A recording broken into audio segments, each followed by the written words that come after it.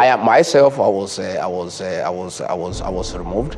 My private secretary was removed. My chief of staff was removed. So we have no access to the president's diary. Who removed you? The private secretary to the president.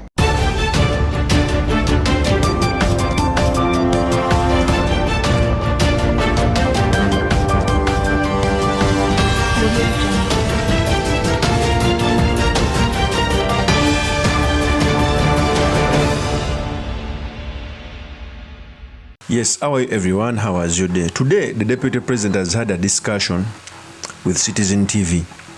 And as very many people were coming out to tell him that he was disrespecting the President, not attending rallies and conferences which he ought to attend, he came out to clarify that he was removed from a WhatsApp group.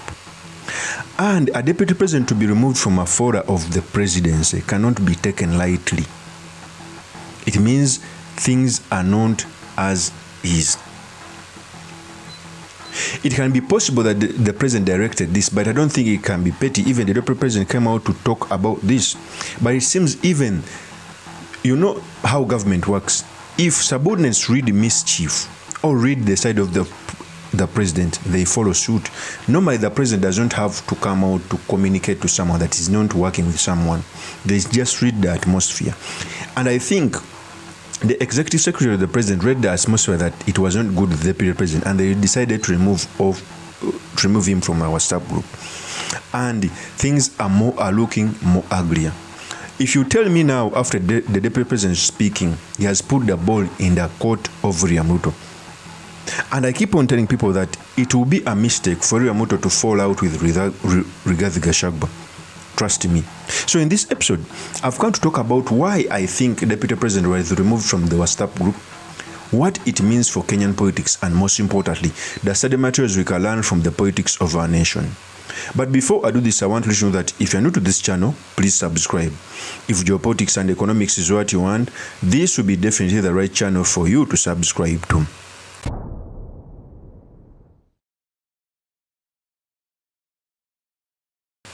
So for a very long period of time, people have been reading mischief for the past 2 or 3 months.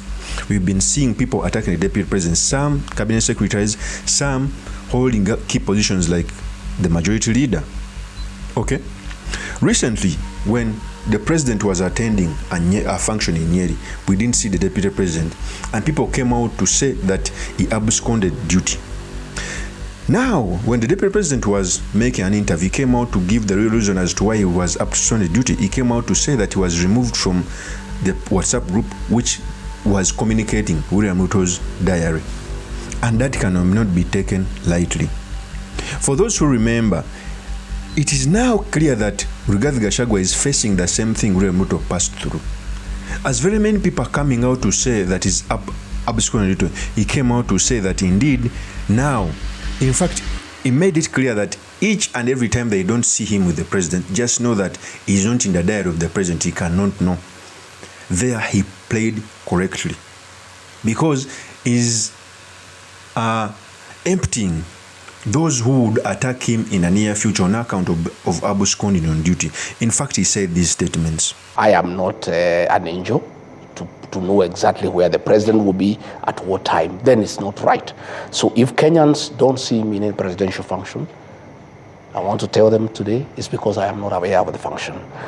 And the function they see me in is the one I have been invited.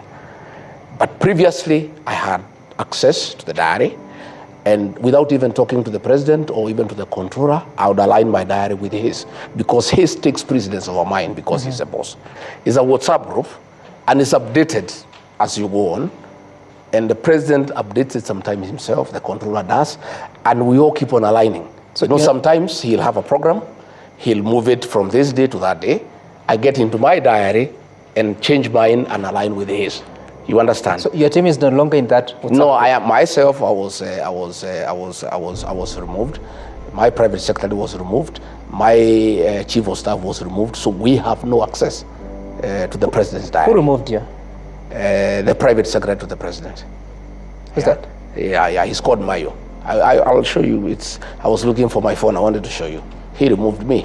So once we are not there, then we don't know what's going on. So let nobody, let no Kenyan, and let those people in State House who are trying to say that I don't attend meetings, let them return me in the page so that I know what the president is doing, where he's going, what time, so that I'm able to align and give him support. That is regarding GACHAGUA. For me, if you tell me right now, the biggest loser is going to be William Ruto. Trust me. In fact, William Ruto had put the country in order by inviting the ODM. But you cannot invite the ODM at the same time sabotaging one of the pillars your government sits on, and it is Mountain Kenya. Because as I've already told you, UDA sits on Mountain Kenya and Rift Valley. So if one of your pillars is being sabotaged, it cannot be good news. You are not sure that the Western will vote for you in 2027, nor the Nyanza. But at least you are sure that with GACHAGUA, you get the Mountain Kenya vote. Okay? So if the deputy president comes out to say that, first of all, if he comes out to say that, and I want to give it time if it can be rectified, I'm starting to read mischief, because that is what happened when the rift between Ruto and his boss Uhuru happened. In fact, I'm also starting to think that whenever Raila enters government, there is a division between the two people. Maybe, because maybe Ruto is now confident that he can have it without GACHAGUA, but that will be a mistake. Okay?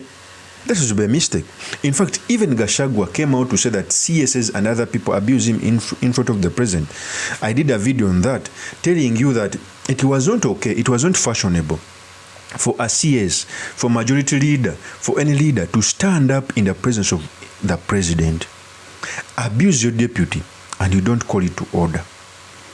It means that maybe you are sending them. It means that you are testing the water. Okay? It looks ugly.